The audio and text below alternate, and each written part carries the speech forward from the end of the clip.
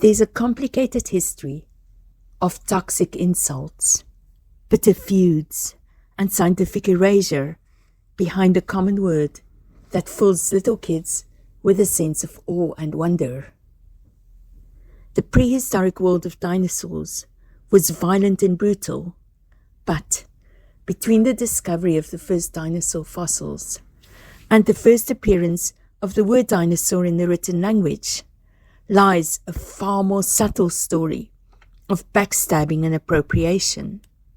Let's explore. It's the year 1822, and a young married couple are about to make the discovery of their lives. Gideon Mantle is 32. By day, he's a medical doctor, but his true passion is geology, and his home county of Sussex is richly endowed with fossils of the Cretaceous period. But it is Mary Ann Woodhouse, his 26-year-old wife, who uncovers the find that would secure Mantle's reputation as a fossil hunter of note. The tooth fragments suggested a monstrous creature at least 60 feet long. Noting similarities to the iguana, Gideon Mantle calls this beast the iguanodon. He attracts the attention of King George IV, who praises his publication on these discoveries. But he later falls on hard times. His wife leaves him, and he's forced to sell his treasured fossil collection to the British Museum for £4,000, 1,000 less than his original asking price. But the fate of the iguanodon's identity was about to be twisted in a new direction by an influential researcher whose theories and ideas would reverberate across the centuries into our own era. This man's complicated legacy is mired in problematic contradictions. What history remembers best about him today is how unpopular and mean-spirited he could be.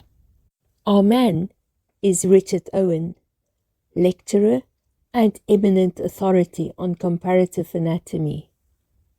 Although he doesn't get his hands dirty digging for prehistoric specimens, his expertise has made him the go-to person for any budding paleontologist. For example, when Charles Darwin returned from his voyage of scientific discovery around the world, he asked Owen's help in cataloguing his finds. So when Richard Owen sees Gideon Mantle's iguanodon, he makes the kind of connections no ordinary fossil hunter would have noticed.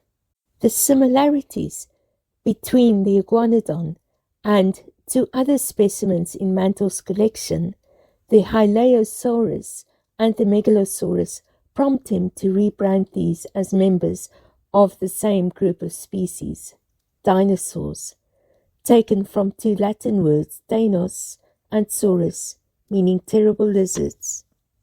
Owen commissions a collection of sculptures based on these extinct super creatures to be introduced to the public in the Great Exhibition at Crystal Palace. As thousands flock to London to see the dinosaurs, Richard Owen basks in the borrowed glory of another man's discovery. But in a way Mantle got off lightly.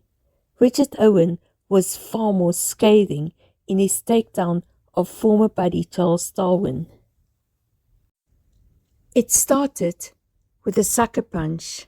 See, Owen got an advanced copy of The Origin of Species, and in his critique, he mentioned that phrases like "I believe" and "I am convinced" weakened the argument for evolution. But then, he slyly suggested that Darwin leave those phrases in anyway, because they lent the manuscript a certain quaint charm. Huge mistake, because once the work was published, Owen used anonymity to review bomb The Origin of Species on those very points he had advised Darwin to leave in. Imagine the drama that sort of behavior would have caused on social media today. But decades later, Darwin got his revenge.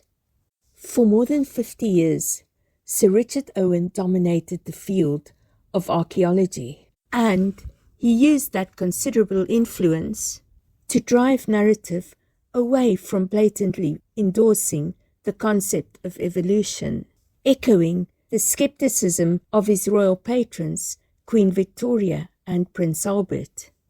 He clashed with nearly everyone and hijacked the dialogue for his own self-promotion. But the embarrassing thing is, we do owe this pig-headed man for his considerable legacy. I mean, even today, that catchy word dinosaur draws generations of kids into the field of science. And that's a good thing. Our world needs more scientists. Towards the end of his career, Owen was instrumental in creating the Museum of Natural History, an establishment that welcomes more than 6 million visitors annually and makes paleontology accessible for ordinary people. Against Owen's predictions, Charles Darwin's Origin of Species did not disappear into obscurity, and Sir Richard Owen would live to see his rival's statue installed in a place of honor within his Museum of Natural History. If you enjoyed this video, like, subscribe, and we'll make more videos. A good evening to you, my fellow word goblins.